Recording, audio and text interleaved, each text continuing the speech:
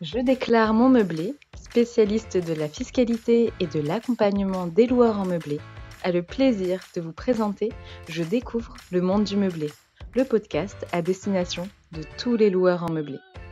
Que vous envisagiez de vous lancer dans l'aventure de la location meublée ou que vous soyez déjà fin connaisseur des avantages de cette activité, retrouvez-nous chaque semaine pour parler conseils, bons plans et suivre ensemble l'actualité de la location meublée. Bonjour à toutes et à tous et bienvenue dans le deuxième épisode de notre série consacrée au partage des responsabilités entre les propriétaires et locataires quant à l'entretien de différents équipements spécifiques des logements. Après avoir évoqué l'entretien des chaudières dans le premier épisode, nous allons aujourd'hui aborder la question des dispositifs VMC. Les VMC, de leur nom complet ventilation mécanique contrôlée, sont présentes dans presque tous les logements et pourtant elles ne reçoivent que peu d'attention. Ces petites aérations discrètes sont donc bien souvent oubliées par les locataires et il n'est donc pas rare, notamment lors de la sortie des lieux, que des litiges surviennent quant à leur état et à la responsabilité de chacun dans leur entretien. Avant de nous pencher sur ce sujet, prenons toutefois le temps de préciser le contenu de la loi en matière d'installation de VMC. En principe, les dispositifs de VMC ne sont pas systématiquement obligatoires, comme le rappelle le texte du décret 2002-120 du 30 janvier 2002 relatif aux caractéristiques d'un logement décent.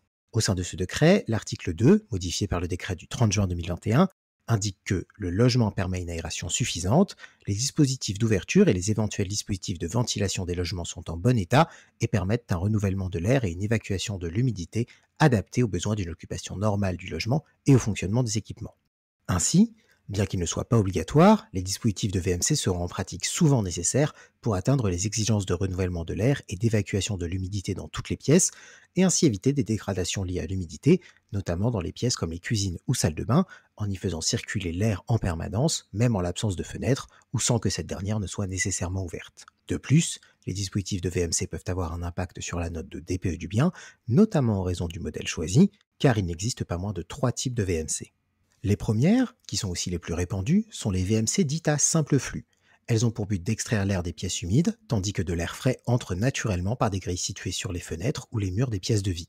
Si elles sont les plus répandues, c'est en raison de leur installation simple et peu coûteuse et de leur faible consommation énergétique. En contrepartie, elles connaissent certaines limites.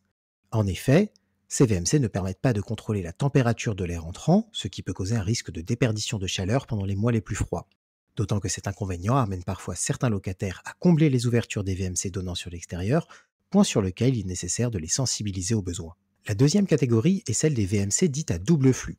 En plus d'extraire l'air comme le font les VMC à simple flux, elles vont également insuffler de l'air à l'intérieur du logement, air qui peut être réchauffé via un échangeur thermique et qui permet de récupérer jusqu'à 90% de la chaleur de l'air sortant. De tels VMC permettent donc d'améliorer le confort thermique du logement, de réduire la consommation de chauffage, mais aussi de filtrer l'air entrant dans le logement. En contrepartie, leur installation se révèle plus complexe et coûteuse, de même que leur entretien. Enfin, dernière catégorie, les VMC dites à gaz. Elles assurent à la fois la ventilation du logement et l'évacuation des produits de combustion d'un chauffe-eau ou d'une chaudière à gaz. Leur usage se raréfie d'année en année, car elles demandent un entretien spécifique et régulier pour éviter des défaillances pouvant faire courir un risque aux occupants du logement. C'est d'ailleurs la raison pour laquelle l'entretien de ce type de VMC est obligatoire et réglementé et doit être réalisé par un professionnel agréé.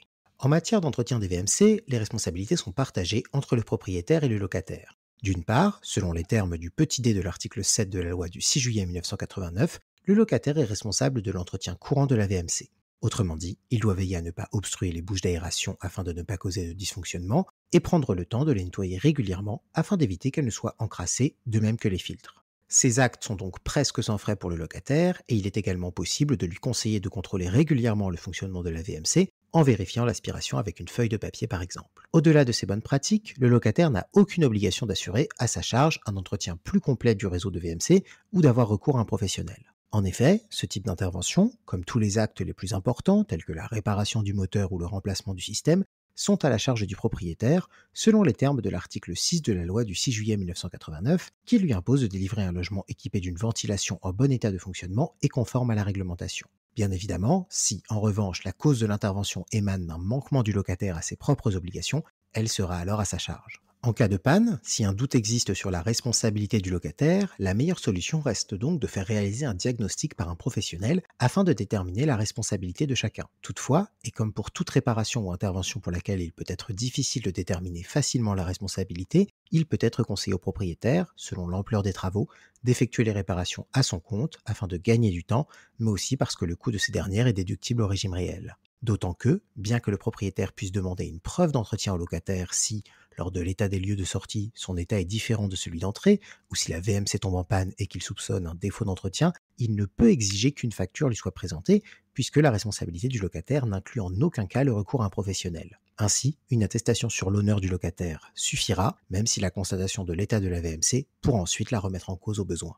Si un litige survient sur la question de l'entretien, à la suite d'une expertise par exemple, ou après une demande de remboursement d'une intervention survenue à la suite du départ du locataire du logement et après constatation d'un mauvais entretien de sa part, il est préférable de commencer par une phase de dialogue en rappelant au locataire ses obligations ou les raisons qui conduisent à demander un remboursement en joignant une copie des conclusions de l'expertise. Le but étant à la fois d'arriver à une résolution amiable de la situation et de garder une trace des échanges, raison pour laquelle il est préférable d'envoyer des courriers afin d'en conserver une trace. De plus, en cas de demande à réaliser dans un certain délai, par exemple un remboursement du prix de l'intervention, il faudra, à plus forte raison, bien penser à recourir à l'usage de lettres recommandées afin d'être en mesure d'en prouver la réception par leur destinataire. Dans le cadre de ces échanges, il est conseillé de joindre tous les éléments à l'appui de la position de chacun, comme des photos, factures ou encore rapports techniques. Si le conflit persiste, il sera alors possible de se tourner vers l'Agence départementale d'information sur le logement, ou ADIL, afin d'organiser une médiation, puis, éventuellement, de saisir la Commission départementale de conciliation, ou CDC. Si toutes ces étapes échouent malheureusement, le passage devant la justice constitue alors le dernier recours du propriétaire.